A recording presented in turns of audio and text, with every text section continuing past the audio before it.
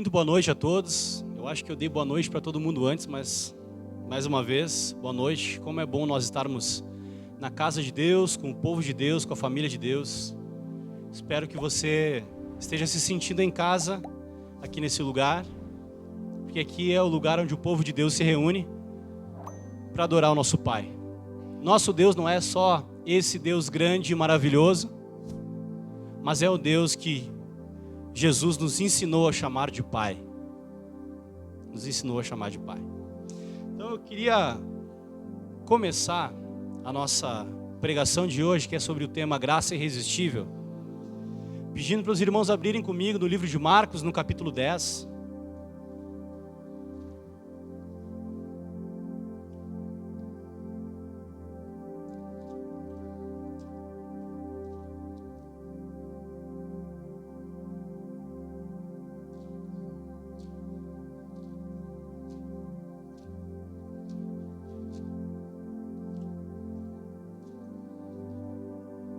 Marcos capítulo 10, nós vamos ler do 17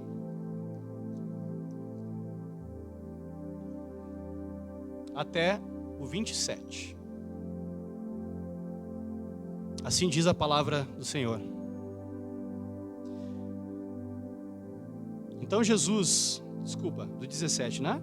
Pondo-se Jesus a caminho, um homem correu ao seu encontro e, ajoelhando-se diante dele, perguntou-lhe: Bom mestre, que farei para herdar a vida eterna?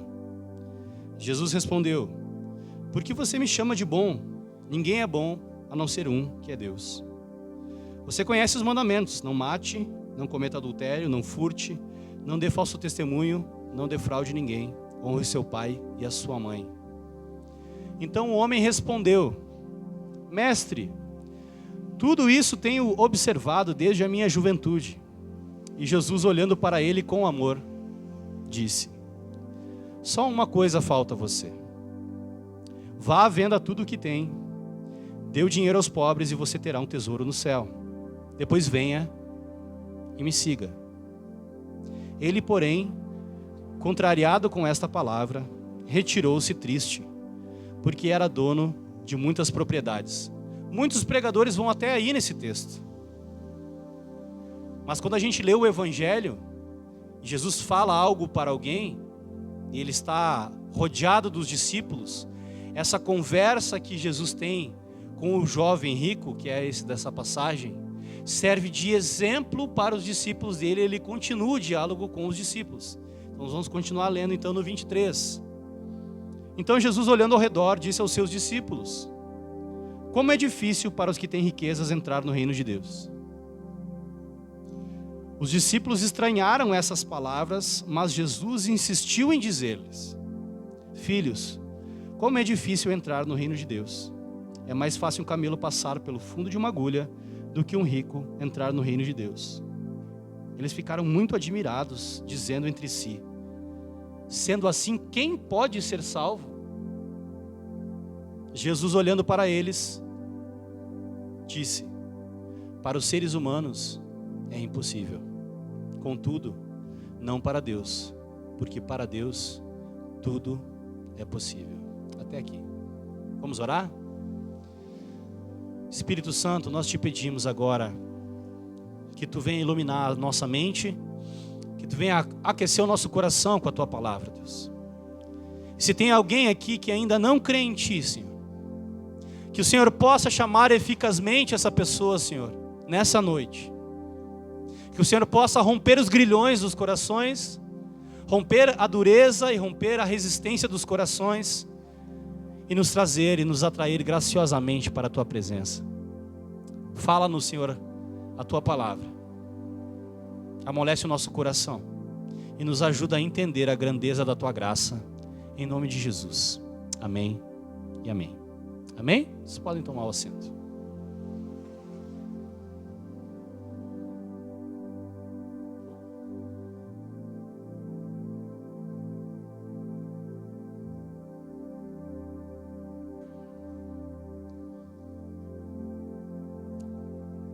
Era água com gás, fui com sede ao pote, deu uma pegada aqui. Esse texto muito comumente é mostrado justamente na perspectiva de que o jovem rico não foi salvo. Ele resistiu ali, né, ao chamado de Deus, ao chamado do próprio Jesus. Eu queria explicar isso para vocês, queria mostrar aqui dentro desse texto justamente alguns pontos a respeito da graça de Deus, da operação de Deus no nosso coração. Eu queria começar assim explicando. Eu já expliquei isso numa outra mensagem, mas eu acho que é válido explicar isso nesse momento, para a gente poder entender o que é graça irresistível. Primeiro que esse termo, a maioria dos teólogos hoje em dia não usa esse termo no português, porque esse termo às vezes mais confunde do que clareia, né, a mente das pessoas. Porque dá a ideia de que a graça de Deus não pode ser resistida no primeiro momento. Mas nós vemos claramente algumas passagens da Bíblia que homens resistem à graça de Deus. Então, os teólogos hoje em dia usam o termo graça eficaz, que progressivamente Deus vai nos atraindo e nos convencendo e nos transformando até que a gente creia e confie plenamente nele. Então não é graça irresistível, não quer dizer que Deus arrasta pessoas pela orelha para o céu, né? As pessoas sim vão esperneando para o céu, não queria estar aqui, né? Como se arrastasse a pessoa e colocasse a pessoa lá no céu contra a vontade dela. Não é isso que graça irresistível quer dizer. Pelo contrário. Então nós vamos aqui no texto, bem pausadamente no texto, ver algumas nuances desse texto aqui. Olha só que interessante. O jovem rico então chegou diante do próprio Deus encarnado, Jesus, a santidade em pessoa, aquele que sim cumpriu toda a lei. Cumpriu toda a lei. E ele já chega fazendo média, né? Já chega grandão, como se diz, né? Bom mestre, o que falta para nós estarmos juntos lá no céu? Tipo, eu já estou quase, falta assim, falta 10% para completar para chegar lá no céu. Não é essa abordagem? Ele chega cheio de justiça própria, cheio de boas obras para oferecer como mérito para ele entrar no céu. Ele chega bonzão, bom mestre. E aí Jesus já vem, me chamas bom, mas só tem um que é bom, que é Deus. O que Jesus está querendo dizer aqui? O jovem rico se aproxima de Jesus não reconhecendo que ele é Jesus, primeiro ponto, que ele é o Messias esperado dos judeus. Ele chama de bom mestre. O mestre era o rabino, aquele que detinha a doutrina, o conhecimento das Sagradas Escrituras na época. Então, aqui o jovem rico não estava reconhecendo Jesus como Deus, mas como mestre. Já fica ali.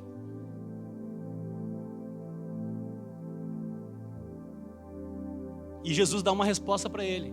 Só tem um que é bom, que é Deus. Então, se tu está dizendo que eu sou bom, tu está me elevando à condição divina?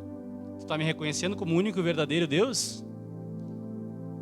Então Jesus já pega o cara no contrapé, como se diz. E olha o que ele diz: o que farei para herdar a vida eterna? Talvez essa é a pergunta que todos nós fazemos quando ouvimos o Evangelho.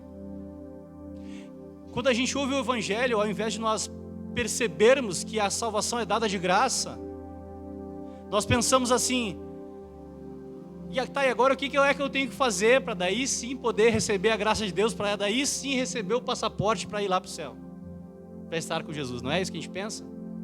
Quantas pessoas estão dentro das igrejas tentando fazer coisas para herdar a vida eterna? Estão equivocadas no seu entendimento do Evangelho. Quando o Evangelho já é a mensagem de salvação.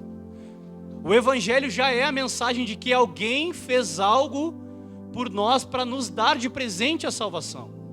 A única coisa que era necessária e possível para que nós sejamos salvos foi feito por nós lá na cruz, por Jesus. Essa era a única coisa, a única atitude que deveria ser feita para que a gente pudesse ser salvo e redimido dos nossos pecados. Coisa que para o ser humano é impossível. Mesmo que o ser humano desse a sua própria vida, né? Se suicidasse, entregasse a sua vida e recebesse em si a punição dos pecados, ele não teria poder para receber o perdão dos pecados. Ele simplesmente receberia a justa ira de Deus e acabaria a sua vida ali. Então aquele que não tinha pecado se fez pecado em nosso lugar lá na cruz. Então a condenação que Jesus recebeu era para mim e para você. Então nós não temos mais como fazer nada a não ser receber o presente gratuito da graça de Deus, que é a salvação. Nós estamos aqui hoje comemorando, né, a Reforma Protestante. E se vocês não sabem, Lutero talvez era um cara muito polêmico, não só por causa das 95 teses, né, e por toda a treta que ele arrumou lá com a Igreja Católica, mas ele tinha uma frase, uma expressão que também era muito polêmica, que ele falou que Jesus na cruz se tornou o maior pecador de todos. Como assim, né? Opa, peraí, acho que essa aí eu nunca ouvi. Por que Jesus se tornou o maior pecador de todos? Porque ele recebeu em si o pecado de todos nós de uma só vez, para poder nos dar graciosamente a salvação. Então Lutero era bem polêmico. E esse é o ponto aqui. A grande treta que Lutero comprou com a Igreja Católica é justamente o que nos diferencia dos católicos hoje. Por que nós não somos católicos romanos? Porque nós, cristãos, nós acreditamos na justificação pela fé. A justificação não é por obras. A justificação não é pela fé mais obras, como é pregado no catolicismo romano. Tanto que o que acontecia? Tanto era por obras do catolicismo romano, que a própria igreja vendia indulgências, ou seja, vendia os favores de Deus. Tu quer então, tu sobe essa escada aqui e faz uma obra, uma boa obra, que é subir essa escada de joelhos, rezar 10 Pai Nosso, 20 Ave Maria, depositar uma gorda quantia na conta, nos cofres do Vaticano, e aí tu até consegue salvar a tua alma e ainda consegue tirar uns parentes teus que não eram muito bom lá, muito crente, muito, né, bom assim, do inferno. Então a salvação era por obras. E esse entendimento errado do Evangelho abriu precedente para a Igreja Católica escravizar, matar, roubar e acumular tesouros, que hoje é o Vaticano, e a Igreja é o poder da Igreja Católica hoje. Então olha só, às vezes a gente fala, né, não, mas isso é só um equívoco doutrinário, é só um pequeno detalhe, né? Mas é um detalhe que fez toda a diferença. É um detalhe que faz toda a diferença. Completa a diferença. Então o primeiro ponto daqui hoje, da nossa mensagem, é que nós não podemos fazer nada para receber a salvação. Ninguém consegue barganhar com Deus e apresentar, eu tenho aqui, eu fiz tudo que eu podia. Eu doei para os pobres, para a Cruz Vermelha, né, para várias instituições de caridade, né, eu obedeci os pais, eu trabalhei, não roubei, não adulterei, né, não fumo, não bebo, quando o brasileiro gosta de falar, né? O cara falou, não fumo, não bebo, já é quase crente, né? É ou não é? Não fumo, não bebo, não traio, já está, é o jovem rico, já está 90% já no céu. Só falta a fé, mas já está 90% lá. É o que as pessoas pensam. Mas o que Jesus retruca aqui, o jovem rico, é justamente o contrário. É que não adianta ter boas obras. E olha só que interessante olha como Jesus... a sabedoria de Deus encarnada, ele fala com amor, ele fala assim, ó, dando uma aula de teologia. Jesus é o maior teólogo de todos. E ele dá uma aula de teologia aqui. Vamos para o próximo ponto, versículo 19. Você conhece os mandamentos: não mate, não cometa adultério, não furte, não dê falso testemunho e não defraude ninguém, e honra o teu pai. Quantos mandamentos aqui Jesus falou, citou? 6 mandamentos. 6 mandamentos. 6 é um número de incompletude para o judeu. É algo que não está completo. Ou seja, aqui Jesus está falando da segunda tábua da lei. Lembra que a gente estudou isso nos 10 mandamentos? Que eram 2 tábuas? Uma tábua era a respeito da nossa relação com Deus, e a outra tábua era a respeito da nossa relação com o próximo. E aqui Jesus falou todos os mandamentos que eram em relação ao próximo. E olha que audácia, né? O jovem rico falou assim, não, esses aí, desde a minha juventude eu tenho praticado. O que não é verdade. O que não é verdade. E Jesus prova que não é verdade fazendo um desafio para ele. O grande problema, não só das pessoas do mundo, mas também dos cristãos, é que os cristãos amam Jesus. Amam Jesus e mais muitas outras coisas. Esse é o ponto. Os cristãos amam Jesus, mas amam muitas outras coisas também. E essas coisas guerreiam o lugar no coração das pessoas. Às vezes é o dinheiro, às vezes é o trabalho, às vezes é o sexo, às vezes é outras coisas. E essas coisas tomam o lugar de Jesus. Só que a Bíblia diz que Deus não divide a sua glória com ninguém. Para ser cristão e para herdar a vida eterna, nós temos que amar única e exclusivamente a Jesus. Então, como é que é a vida do cristão? É uma vida de guerra para não deixar que no altar do nosso coração outras coisas e outros deuses se instalem e roubem a exclusividade de Jesus. Hoje de manhã nós estávamos fazendo o nosso devocional aqui com a liderança da igreja, e o meu pai estava contando sobre um pregador famosíssimo nos Estados Unidos, muito famoso, tipo o Billy Graham assim, mas não era o Billy Graham, era um outro cara, e ele cometeu diversos crimes, desvio de dinheiro, adultério e um monte de outras coisas. E quando esse cara foi preso, ninguém foi visitar ele na prisão.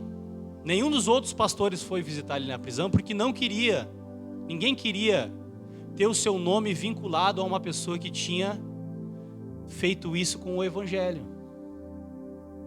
Tinha manchado a reputação do evangelho. E aí teve um cara que foi lá para entrevistar e para ouvir, para poder escrever um livro a respeito desse cara. E eles foram ele foi conversar lá e começou a ouvir esse cara que era pastor e tinha ganhado multidões para Cristo. E nesse assunto, né, nessa conversa, ele falou assim, ó, todas as pessoas conseguem reconhecer que tu amava profundamente a Jesus. Que tu amava profundamente a Jesus. E ele falou, é verdade. Eu nunca deixei de amar Jesus. Mas eu também nunca deixei de amar o sexo. Eu nunca deixei de amar o dinheiro. Eu nunca deixei de amar nenhuma das outras coisas que competiam com Jesus no meu coração. Jesus não era exclusivo no meu coração. Esses outros ídolos sentaram no meu coração e roubaram a glória de Deus. E aqui eu não quero entrar no mérito se o cara se arrependeu, ou se ele foi salvo e tudo mais. Eu não sei a respeito disso. Mas essa é uma mensagem. E essa é a mensagem que Jesus está falando aqui para o jovem rico. Jesus está falando para ele assim, ó: eu não duvido que você ama a Deus. Eu não duvido que você ama a Deus. Mas eu quero te mostrar que você não cumpre o primeiro mandamento, que é não ter nenhum outro Deus além de mim. E esse é o pecado. E é isso que te impede de ser salvo. Porque tu ainda está com o coração errado. Tu ainda está com o coração querendo fazer alguma coisa, ou querendo provar a sua própria justiça. Ou aqui no contexto dos judeus, era justamente que os judeus queriam ser salvos pelas obras. Os fariseus queriam apresentar as suas boas obras e queriam ser aceitos diante de Deus. E a Bíblia e Jesus prova por A mais B que ninguém pode ser salvo por obras. É por isso que no dia da reforma nós estamos falando sobre isso, sobre a justificação pela fé. É o ponto que deu todo o problema lá com a Igreja Católica. A discussão era essa. A discussão é: o homem pode fazer alguma coisa para se salvar? Ou a salvação é dada gratuitamente para os eleitos? Essa era a discussão. Essa era a discussão da reforma protestante. E o texto segue. Versículo 20. Mestre, tudo isso tenho observado. Olha só, é até audácia, né? Imagina, essa é a arrogância do ser humano. Essa é a arrogância do ser humano. O ser humano acha que por dar uma comida para o mendigo, por não trair a mulher durante o percurso da vida, ele tem direito de herdar a vida eterna, sendo que ele pecou contra Deus a vida inteira. A vida inteira. E ele chega diante de Deus apresentando as suas obras.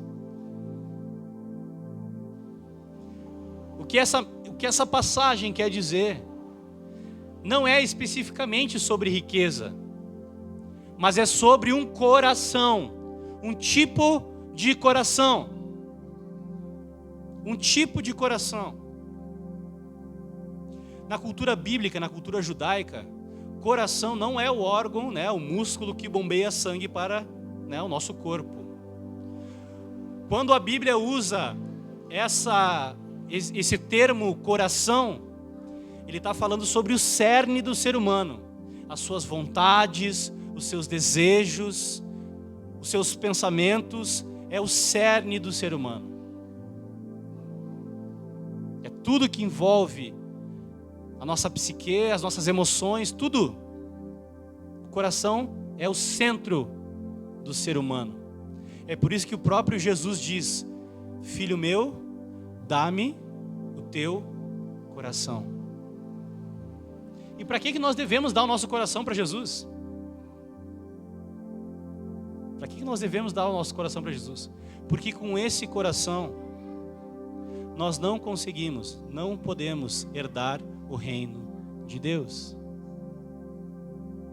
Lá no livro de Ezequiel tem uma passagem bem conhecida que fala que Deus tiraria o nosso coração de pedra e nos daria um coração de carne, e nos daria uma porção do Espírito, para que nós obedecêssemos a Deus. O nome disso, dessa doutrina, é regeneração. Vocês lembram que a gente falou sobre a depravação total, que o homem está caído em pecado? A gente vem falando sobre essas doutrinas. O que é um homem totalmente depravado? É um homem com um coração de pedra. É um homem com um coração rebelde e resistente a Deus. Isso é a depravação total. O homem que deliberadamente desobedece a Deus, que não está nem um pouco preocupado com o que Deus pensa. Vai aqui fora e pergunta para a pessoa que está vivendo no pecado o que ela pensa a respeito de Deus. Nem aí. Por isso que o Espírito Santo e essa doutrina da graça irresistível é a atuação do Espírito de Deus fazendo essa obra nos nossos corações, tirando esse coração de pedra, resistente, endurecido, rebelde e soberbo contra Deus, e nos dando um novo coração, um coração que está disposto a obedecer. E pasmem, quando nós recebemos esse novo coração de Deus, nós passamos a amar a Deus. Passamos a querer obedecer a Deus. Nós passamos a agir conforme a natureza desse coração, que não é mais um coração morto, um coração endurecido, um coração rebelde a Deus. Nós passamos a obedecer a Deus e nos voltar e passamos a amar a Deus. Então, graça irresistível não é Deus obrigando os seres humanos a amá-lo. A graça irresistível é quando Deus revela o seu amor para nós. As escamas dos nossos olhos caem, a luz brilha diante de nós, a beleza de Deus brilha diante de nós e nós somos atraídos. O Espírito Santo muda o nosso coração. Então nós passamos a crer, passamos a amar voluntariamente e a obedecer voluntariamente a Deus. É isso que acontece na graça irresistível. E é isso que não aconteceu nesse momento com o jovem rico. Mas aqui fala que, e acho que o ponto de tensão desse texto é justamente porque Jesus amou o jovem rico. Mas que tipo de amor é esse? Amou, mas não salvou, como é que é? Amou, mas não salvou. E a gente precisa fazer uma leitura ampla da palavra aqui para poder entender esse amor. Existem dois tipos de amor de Deus. Existe o amor geral de Deus, e agora eu vou voltar no conceito de graça. Existe o amor de Deus pela sua criação.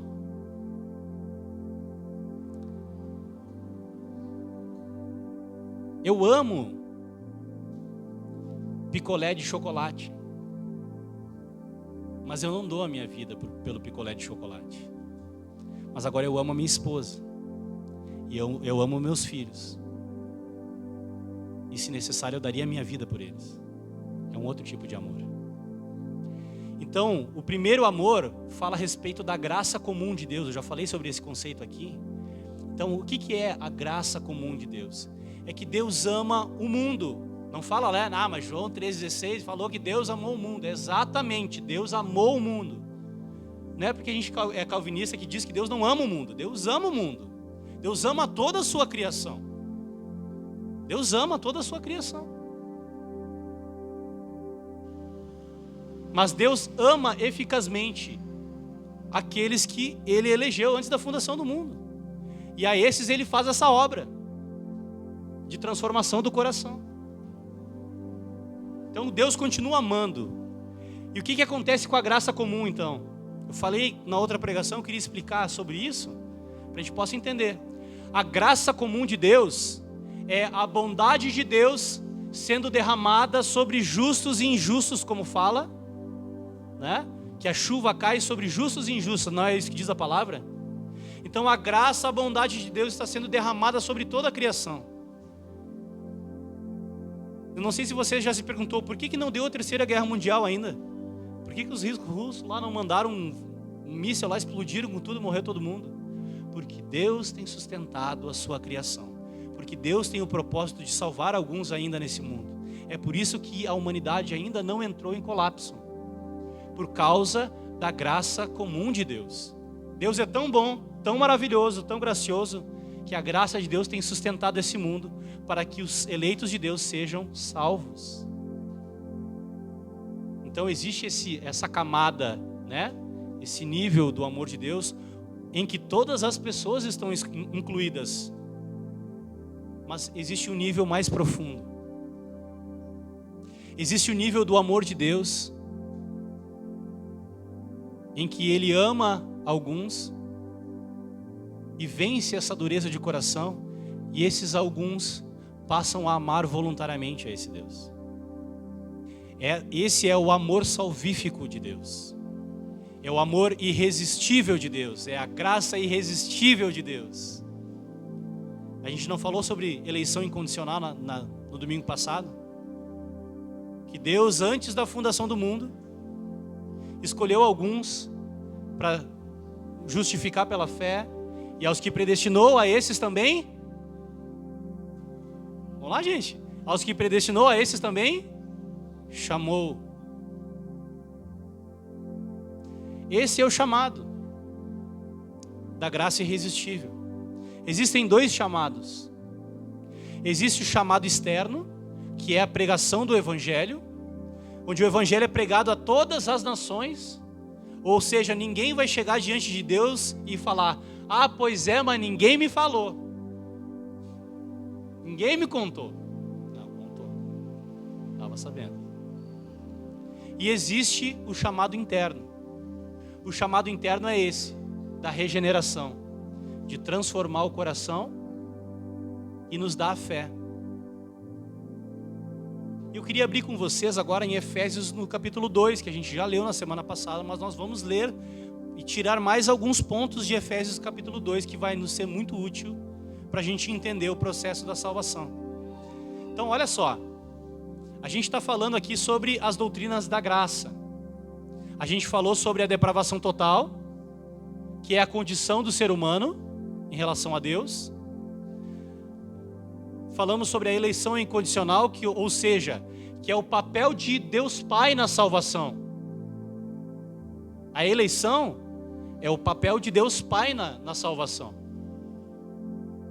E a graça irresistível é o papel do Espírito Santo na salvação. Ou seja, Deus, antes da fundação do mundo, predestinou em Cristo aqueles que seriam salvos. Cristo, o Filho, vem e morre por esses a quem o Pai deu a ele, e o Espírito Santo, no tempo oportuno, chama essas pessoas eficazmente para a salvação. É assim que acontece a salvação. Só que o que acontece? Porque nós somos seres presos no tempo e no espaço, seres finitos no nosso raciocínio, muitas vezes nós não entendemos esse processo. E não aceitamos muitas vezes esse processo. Como assim? Mas Deus está fora do tempo. O que nós vemos no tempo presente é a graça, é a manifestação do Espírito Santo na salvação. É quando prega o Evangelho, a pessoa chora e entrega a vida para Jesus. Esse é o papel do Espírito Santo, convencendo a pessoa do pecado, da justiça de Deus e do juízo. Tem dois caminhos: justificação pela fé é o juízo. E é disso que o Espírito Santo convence. Só que no tempo que a gente está aqui, a gente só vê a manifestação da graça. A gente não consegue ver. Se Deus não revelasse na sua palavra que Ele predestinou, nós nunca ia saber. Porque a gente só vê o agora. A pessoa creu agora. Mas isso já estava escrito. Isso só aconteceu agora, mas já estava predestinado a acontecer. Então vamos para Efésios.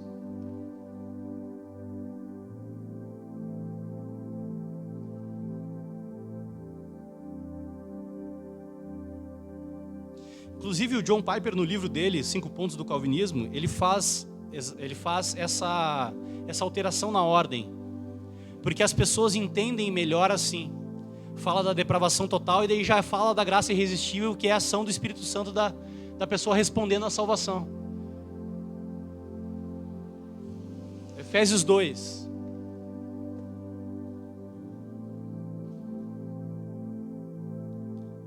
Ele lhes deu vida quando vocês estavam mortos em suas transgressões e pecados, nos quais vocês andaram no outro tempo, segundo o curso deste mundo, segundo o príncipe da potestade do ar, do espírito que agora atua nos filhos da desobediência. Entre eles também nós todos andamos no passado, segundo as inclinações da nossa carne, fazendo a vontade da carne e dos pensamentos. E éramos, por natureza, filhos da ira, como também os demais. E agora vem a graça. Mas Deus, sendo rico em misericórdia, por causa do grande amor com que nos amou, isso precisa ficar muito claro, por causa do grande amor que nos amou.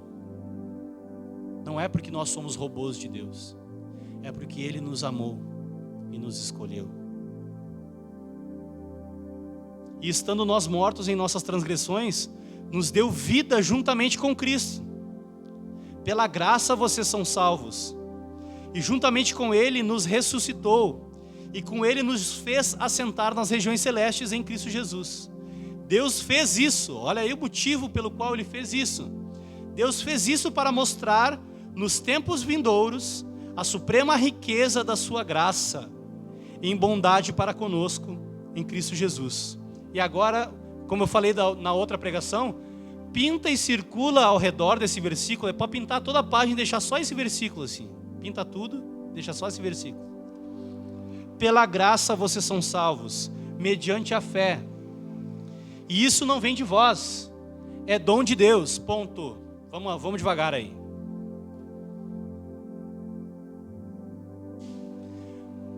Por isso, porque pela graça vocês são salvos, mediante a fé. A graça e a fé. Isso não vem de vós, é dom, é presente de Deus. Então Deus não te salva porque Ele previu que você tinha fé. Ele te salva porque Ele te deu a fé necessária para crer nele. Até a fé que nós temos no nosso coração em Deus é presente dele mesmo. É graça. É um presente da graça de Deus para nos salvar. Porque nós, com aquele coração, não conseguimos crer em Deus. E isso não vem de vós. É dom de Deus. Não de obras, para que ninguém se glorie. Ou seja, vocês lembram de Jonas, capítulo 2? A salvação pertence ao Senhor. Sabe por que o ser humano tem muita dificuldade com essa doutrina da graça irresistível? Porque ele quer levar um pouquinho de mérito para ele. Não, foi Deus que me salvou. Imagina a oração de alguém que foi salvo pelas obras. Vamos fazer essa interpretação aqui, essa dramatização aqui, digna do Linha Direta. Vamos lá. Olha a oração de alguém que foi salvo pelas obras. Senhor, muito obrigado, porque eu tive o discernimento correto para escolher a minha salvação em Ti, em Cristo. É assim que a gente ora? Quando a gente está de joelhos diante do próprio Deus, como a gente ora? Pai, muito obrigado pela Tua graça, porque Tu me escolheu, me chamou e me salvou. Não é assim que a gente ora? Pai, obrigado pela Tua salvação, porque eu não merecia, mas Tu, graciosamente, me salvou. Não é assim que a gente ora? Mas por que fora da oração a gente pensa diferente disso? Muitas vezes. Obrigado. É até ridículo, né? Não soa ridículo. Senhor, obrigado porque eu consegui ter algumas boas obras e sou digno de herdar o reino. Não faz nem sentido. Não faz sentido algum. Então, quando nós falamos de graça irresistível, não resista a essa doutrina, meu querido. Aceite a graça de Deus. De graça. Você já crê em Jesus. Jesus já venceu na cruz por você. Já te ofereceu gratuitamente a salvação. E já te deu fé no seu coração para que você possa crer nessa obra maravilhosa da cruz de Cristo. Então tudo que nós precisamos fazer é confiar única e exclusivamente em Jesus para a salvação. Isso é justificação pela fé. Justificação pela fé, de uma vez por todas, é pegar todas as obras que eu acho que são dignas de salvação. Eu chego só com os meus pecados diante de Deus. E diz, eu não tenho nada para oferecer, Senhor. Mas por favor, me salva. Isso é justificação pela fé. E é isso que nos diferencia do catolicismo romano. Foi isso, por isso toda essa briga enorme que fez essa cisão na Igreja Católica e da onde saiu a Igreja Protestante, tudo para que Deus seja louvado pela nossa salvação, única e exclusivamente. Para que nós possamos agradecer a Deus por esse presente da graça irresistível. Eu queria ler alguns outros versículos que vão endossar essa doutrina, só para eu não ficar nesses dois únicos aqui. Ou seja, tem muitos versículos que falam sobre a graça de Deus. Por favor, abra comigo João no capítulo 6.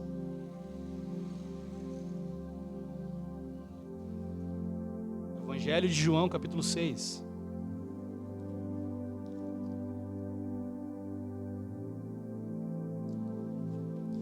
Isso aqui é Jesus falando da sua graça. Tá bom? Não é o Calvino, não é o Lutero, não é Agostinho, é Jesus falando sobre essa doutrina. João 6,44 diz o seguinte: ninguém pode vir a mim se o Pai que me enviou não o trouxer, e eu o ressuscitarei no último dia. Vamos repetir? Ninguém pode vir a mim se o Pai que me enviou não o trouxer, e eu o ressuscitarei no último dia. Quem são aqueles que vão estar com Cristo no último dia, que vão ser ressuscitados no último dia? Aquele que o Pai deu para o nosso Senhor Jesus. Como assim aquele que o Pai deu? Predestinação. Aquele que o Pai deu. Esses virão a mim. Esses virão a mim. Olha só, João capítulo 1, vamos voltar aqui. João já começa falando sobre esse mistério.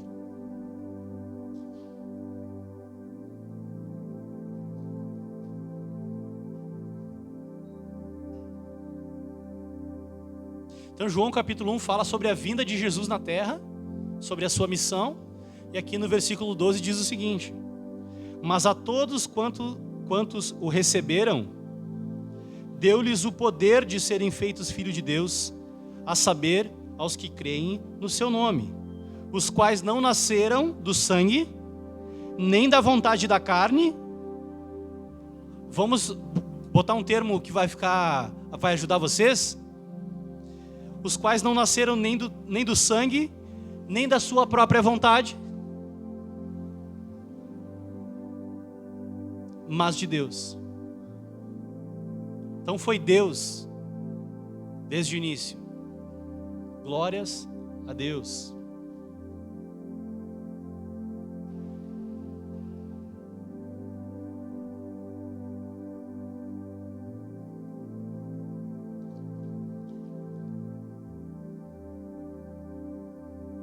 Então, graça irresistível não quer dizer que nós não podemos resistir a Deus. A história do povo de Israel é justamente uma história de rebeldia e resistência à graça de Deus. Só que eficazmente lá no final, essa graça vence a dureza do coração. Esse é o ponto. Então, graça irresistível não quer dizer que a graça não pode ser resistida, mas quer dizer que quando Deus escolhe, Deus vence essa resistência.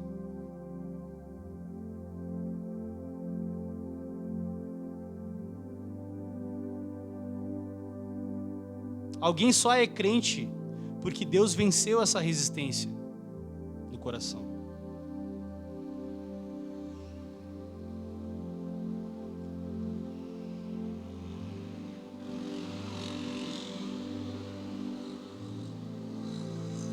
Então, só para encerrar,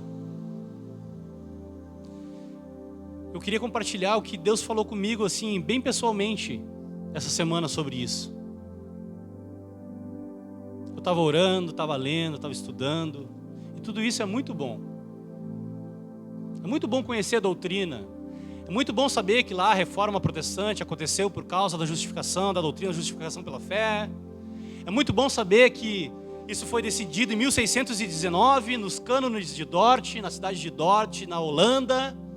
Lá um campo cheio de tulipa. É muito legal saber isso. Mas melhor do que saber essas coisas intelectualmente, é sentir Deus vencendo a resistência do seu coração na sua vida. Se você está aqui hoje e você crê em Jesus, foi porque Deus venceu. Em algum momento, essa chave foi virada. Em algum momento, Deus te deu um novo coração. E hoje você está aqui, amando Jesus. Não por coerção, ninguém te trouxe aqui com uma arma na cabeça hoje para cultuar Deus. Ninguém te trouxe pela orelha. Você veio porque você quis. Isso prova que a graça é irresistível.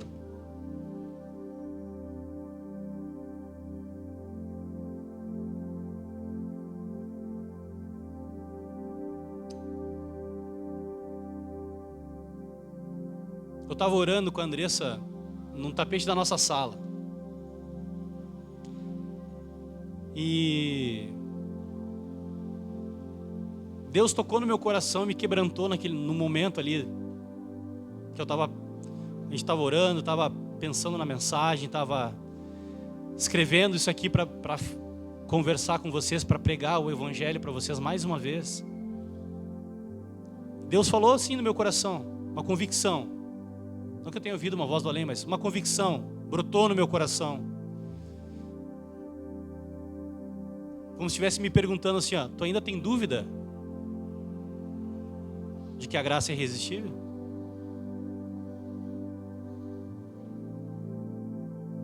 Eu não sei você, meu irmão, mas depois que Jesus venceu a resistência do meu coração, eu não consigo mais não amar a Deus. Olha que a gente tenta, né? Às vezes a gente fica sem orar, fica com o coraçãozinho duro, mas aí vem o Espírito Santo mais uma vez e um toque. Fala mais uma vez do amor de Deus ao coração, lembra as palavras de Jesus ao coração. É por isso que crente é manteiga derretida. Pode ver uns caras aqui, tatuado, tal, irmão aqui, grande, forte, mas se começar a falar muito de Jesus, ele vai chorar. Não é verdade? Se nós começar a falar de Jesus aqui, do amor de Deus, aí vai estar todo mundo chorando aqui. Pode ser machão, pode ser bodybuilder e tudo mais. Vai estar todo mundo chorando. Por quê? Porque a graça é irresistível para aqueles que creem. É sobre isso essa doutrina. Deus vence a nossa resistência, nos dá um novo coração. Nós passamos a crer em Jesus, passamos a amar a Ele voluntariamente. E depois que a gente passa a amar Deus voluntariamente, não tem como a gente desamar a Deus. Eu não consigo entender as pessoas falando assim que a pessoa estava, mas depois mais não estava, depois ela ficou na igreja, depois ela não estava mais, não sei o quê. Eu não consigo mais não amar a Deus. E nos termos bíblicos não existe nascer de novo e desnascer de novo.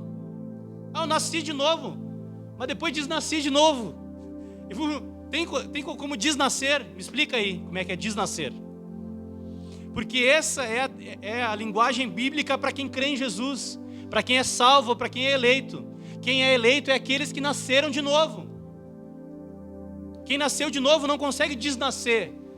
Quem nasceu de novo só consegue seguir o curso da sua nova natureza. E a nova natureza que nós recebemos em Jesus é amar a Ele, é obedecer a Ele e caminhar rumo à eternidade. Então para de ficar pensando se perdeu a salvação, se voltou na salvação, se não sei o quê. Ama Jesus, confia nele, que Ele é bom e que Ele é misericordioso e que Ele vai te ressuscitar no último dia. Isso é fé. Isso é fé verdadeira.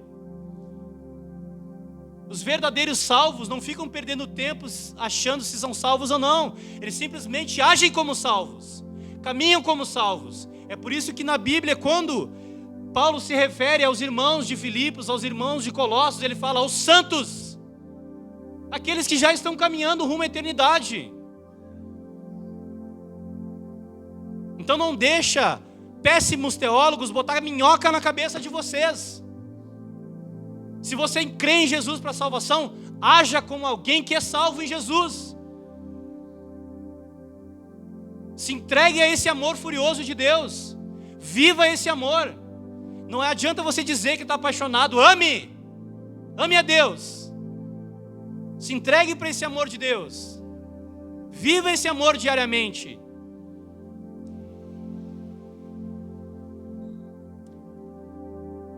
Essa experiência que eu estou falando aqui agora, de se entregar para esse amor de Deus, para esse amor furioso de Deus, foi o que aconteceu com quem começou a escrever sobre essa doutrina da graça irresistível, conhecido também como Santo Agostinho. E Agostinho escreveu um poema, que ele fala: tarde vos amei, ó beleza eterna. Ou seja, Agostinho foi tomado pelo um amor, pela beleza de Deus, pela beleza da cruz de Cristo. Se eu ficar olhando para uma cruz, eu choro, porque uma cruz é o símbolo do amor de Deus por nós. E agora eu vou falar, para não acabar essa mensagem sem falar o versículo que eu sempre falo em todas as pregações: mas Deus prova o seu amor para conosco em que Cristo morreu por nós, sendo nós ainda pecadores. Eu não sei para vocês, mas para mim esse é o versículo mais importante da Bíblia. Mas Deus prova o seu amor para conosco em que Cristo morreu por nós, sendo nós ainda pecadores.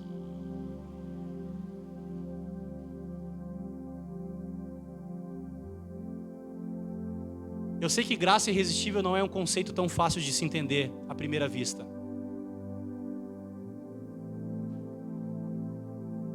Mas o próprio Espírito de Deus vai te convencer de que Ele te amou antes de tu amá-lo. De que se você de fato crê nesse amor, crê em Jesus, esse amor e essa graça irresistível vai te conduzir até a eternidade. Amém? Vamos orar?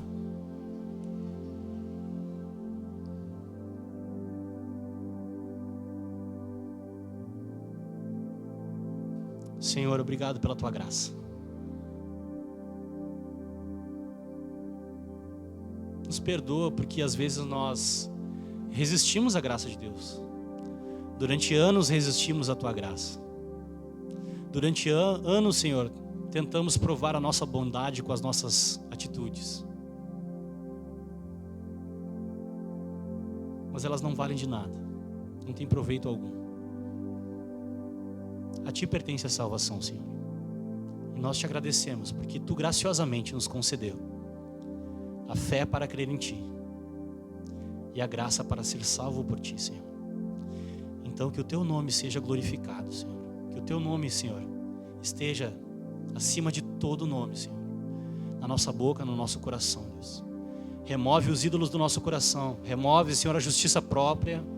Remove, Senhor, todos os ídolos, Senhor, que têm roubado a tua glória no nosso coração, para que nós possamos entender, Deus, que a salvação pertence a ti.